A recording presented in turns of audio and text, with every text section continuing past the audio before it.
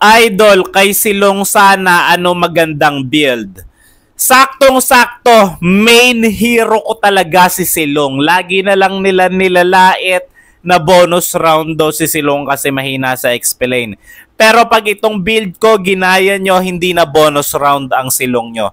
Di ba mga makukunat kalaban sa XP lane? Uunahin nyo ngayon ang dalawang to, okay? Si Halberd muna first item nyo, si Halberd, okay, ayan. Tapos, bibili kayo ng Malefic Roar. Sa si Halberd kasi, counter mo na kagad mga sustain na kalaban at kapag magbibuild sila ng defense items, may Malefic Roar ka na. Yung dalawang items pa lang yan, napakasakit na. Counter items yung inuuna natin pag makunat yung kalaban silong gamit natin. Tapos bibili na tayo ngayon ng Rose Gold Meteor para kahit paano makunat ka at may sustain ka rin. At ito Huskloss para kahit papaano may critical at masakit yung damage mo, mataas yung lifesteal. Tapos last item natin, kailangan natin ng movement speed kasi hindi na tayo nagbo-boots.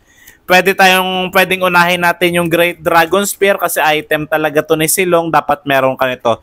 At Wind Talker naman para sa movement speed at critical. Gayahin nyo yung build ko na yan para hindi na bonus round yung Silong nyo. Main hero ko si Silong, alam ko yung the best build para sa kanya.